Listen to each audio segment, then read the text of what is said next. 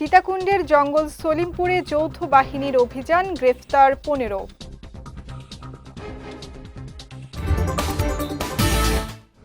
এবং চট্টগ্রামে শুল্ককর ফাঁকি দিয়ে আসা বিপুল পরিমাণ সিগারেট ও কার্গো বোট সহ গ্রেফতার 2।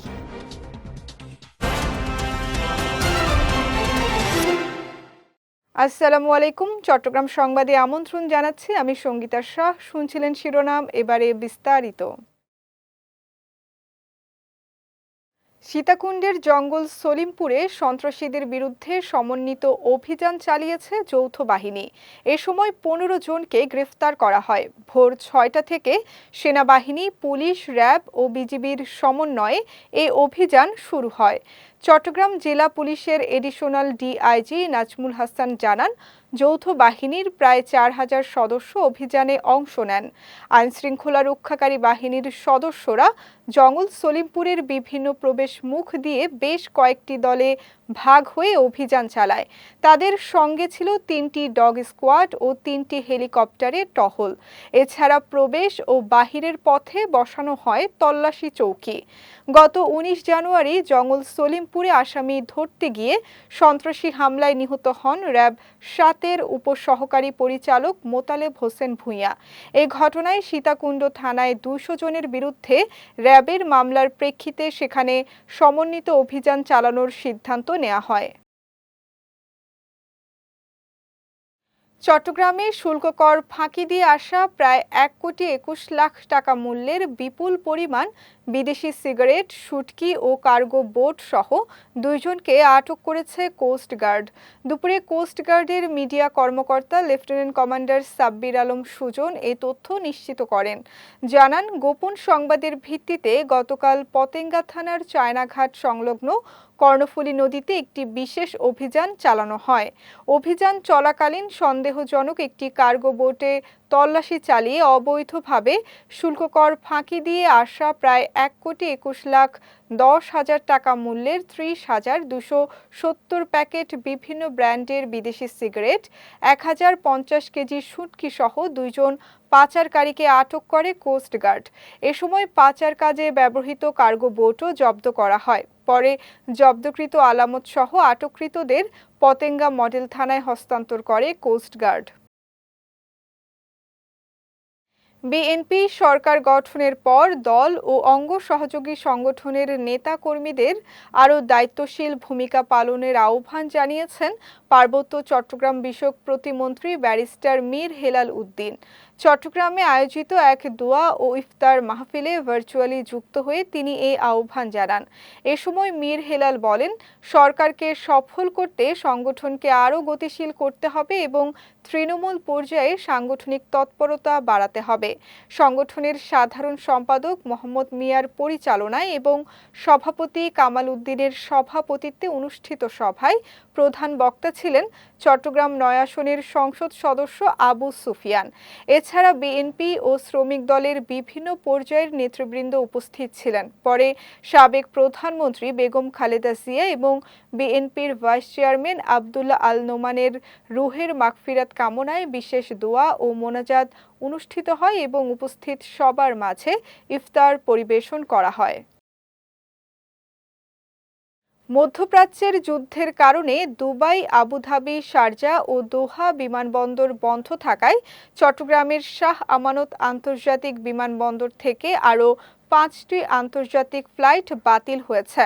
গত 28 ফেব্রুয়ারি থেকে এ পর্যন্ত মোট 85টি আন্তর্জাতিক ফ্লাইট বাতিল করা হয়েছে। গত রাতে বিষয়টি নিশ্চিত করেছেন বিমানবন্দরের জনসংযোগ কর্মকর্তা প্রকৌশলী মোহাম্মদ ইব্রাহিম খলিল। জানান, বাতিল হওয়া ফ্লাইটগুলোর মধ্যে রয়েছে বিমান বাংলাদেশ এয়ারলাইন্সের মধ্যপ্রাচ্য থেকে আসা একটি অ্যারাইভাল এবং একটি ডিপারচার ফ্লাইট। এছাড়া এয়ার আরাবিয়ার একটি অ্যারাইভাল ও একটি ডিপারচার ফ্লাইট বাতিল হয়েছে।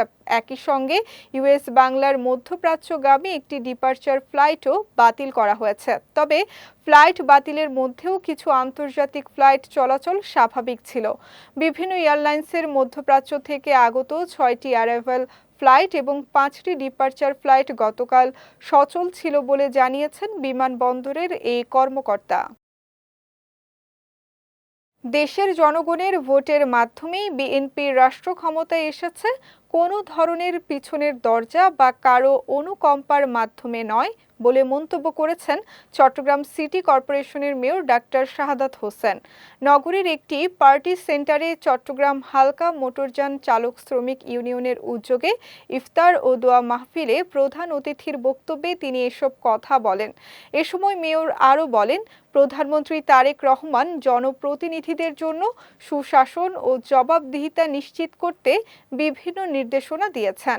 সংগঠনের সভাপতি হাজী মোহাম্মদ আবু ফয়েজের সভাপতিত্বে ও সাধারণ সম্পাদক মোহাম্মদ আমির হোসেনের সঞ্চালনায় প্রধান বক্তা ছিলেন বাংলাদেশ সড়ক পরিবহন মালিক সমিতির সহ-সভাপতি বীর মুক্তিযোদ্ধা একরামুল করিম চৌধুরী।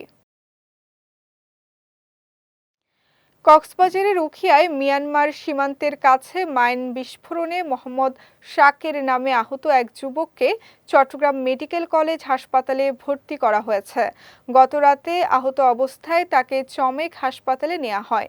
মোহাম্মদ শাকের কক্সবাজার জেলার উখিয়ার কুতুপালং এলাকার আমির হোসেনের ছেলে।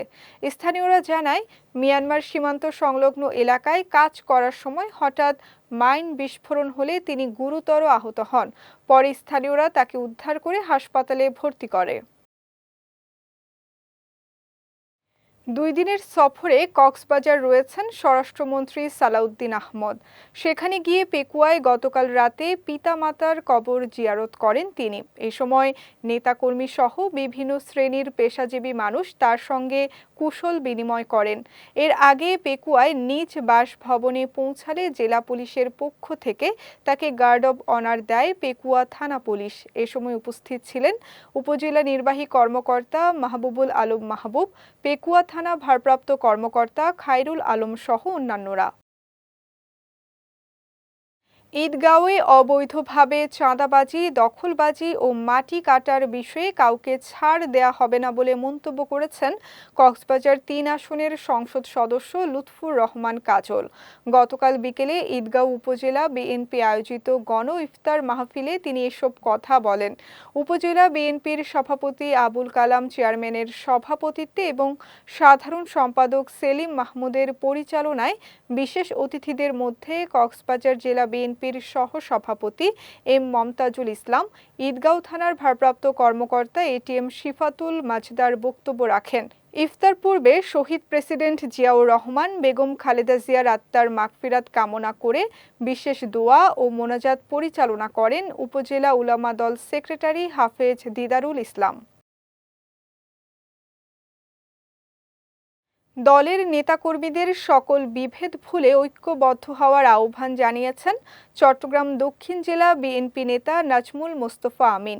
গতকাল বিকেলে সাতকানিয়ার আমিল আইসে ইফতার ও দোয়া মাহফিলে অংশ নিয়ে প্রধান অতিথির বক্তব্যে তিনি এই আহ্বান জানান। বলেন, তারেক রহমানের মিশন ও ভিশন এগিয়ে নিতে তৃণমূল থেকে সংগঠনকে শক্তিশালী করতে হবে। ইউনিয়ন বিএনপির সাবেক সভাপতি মোহাম্মদ শহীদের সভাপতিত্বের সভায় জেলা ও স্থানীয় পর্যায়ের নেতাকর্মীরা উপস্থিত ছিলেন। পরে দেশ ও জাতির কল্যাণ কামনায় বিশেষ দোয়া ও মোনাজাত করা হয়। টেকনাফে মোতায়েনকৃত নৌবাহিনীর কন্টিনজেন্ট নীলা ইউনিয়নের রঙ্গিখালী এলাকায় অভিযান পরিচালনা করে 2,30,000 পিস ইয়াবা জব্দ করা হয়েছে। গতকাল একটি সংঘবদ্ধ মাদক কারবারি চক্র টেকনাফের নীলা এলাকায় মাদক বিক্রি ও পাচারের উদ্দেশ্যে বিপুল পরিমাণ মাদক মজুত করে রেখেছে এমন সংবাদের ভিত্তিতে ওই এলাকায় অভিযান পরিচালনা করে নৌবাহিনীর একটি বিশেষ আভিযানিক দল। অভিযানকালে মাদক কারবারিদের আস্তানা থেকে 2টি সাদা রঙের বস্তা উদ্ধার করা হয়। উদ্ধারকৃত বস্তাগুলো তল্লাশি করে 2,30,000 পিস ইয়াবা পাওয়া যায়, যার আনুমানিক বাজার মূল্য প্রায় 11,50,00,000 টাকা। আজকের পদক্ষেপ আগামীর ন্যায় বিচার সুরক্ষিত হোক, নারী ও কন্যার অধিকার প্রতিপাদ্যে আন্তর্জাতিক নারী দিবস উপলক্ষে কক্সবাজারে সফল নারীদের সম্মাননা প্রদান র্যালি ও আলোচনা সভা অনুষ্ঠিত হয়েছে। সকালে জেলার অরুণোদয় স্কুলের সম্মেলন কক্ষে জেলা প্রশাসনের সহযোগিতায় এবং উন্নয়ন সংস্থা ব্রেকিং দ্য সাইলেন্স বিটিএস এর উদ্যোগে এর আয়োজন করা হয়। বিটিএস এর পরিচালক মোহাম্মদ জাহিদুল ইসলামের সভাপতিত্বে অনুষ্ঠানে প্রধান অতিথি ছিলেন অতিরিক্ত জেলা প্রশাসক তাসনিম জাহান। এছাড়া ইউনিসেফ প্রতিনিধি শায়লা পারভিন লুনা, জেলা সমাজসেবা কার্যালয়ের সহকারী পরিচালক আব্দুল আওয়াল সহ সরকারি বেসরকারি বিভিন্ন দপ্তরের কর্মকর্তা, নারী সংগঠনের সদস্য এবং নারী উদ্যোক্তারা উপস্থিত ছিলেন। চট্টগ্রামের রাউজানের সংসদ সদস্য এবং বিএনপির কেন্দ্রীয় নেতা গিয়াসউদ্দিন কাদের চৌধুরীর নির্দেশনায় সমাজের অসহায় ও কর্মজীবী মানুষের মাঝে ইফতার বিতরণ কর্মসূচি পালন করেছে রাউজান সরকারি কলেজ ছাত্রদল। গতকাল ইফতারের আগ মুহূর্তে চট্টগ্রামের পূর্ব রাউজান সদর, মুন্সিরঘাটা সহ বিভিন্ন এলাকায় ইফতারি বিতরণ করেন তারা। এ সময় উপস্থিত ছিলেন ছাত্রদল নেতা মোহাম্মদ রাসেল আল সামির, ইয়াকুব উদ্দিন আরিফ, সাগর দাস, আবদুল্লাহ আল রিজভী, মোহাম্মদ সোহান নূর, মোহাম্মদ মুনতাসির, মোহাম্মদ ফাহিম, মোহাম্মদ সাদি, মোহাম্মদ রোমান সহ অনেকে। চট্টগ্রাম সংবাদ শেষ করার আগে শিরোনামগুলো দেখে নিচ্ছি আরও একবার।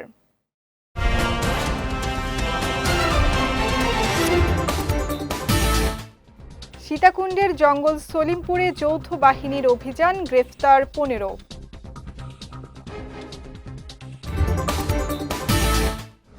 এবং চট্টগ্রামে শুল্ককর ফাঁকি দিয়ে আসা বিপুল পরিমাণ সিগারেট ও কার্গো বোট সহ গ্রেফতার 2।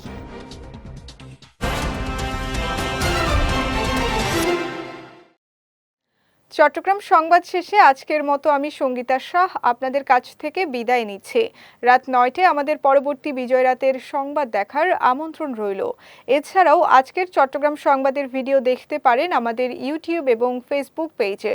আমাদের ইউটিউব হলো youtube.com/bijutv অফিসিয়াল এবং আমাদের ফেসবুক পেজ হলো facebook.com/bijutv লিমিটেড। এতক্ষণ সঙ্গে থাকার জন্য ধন্যবাদ সবাইকে।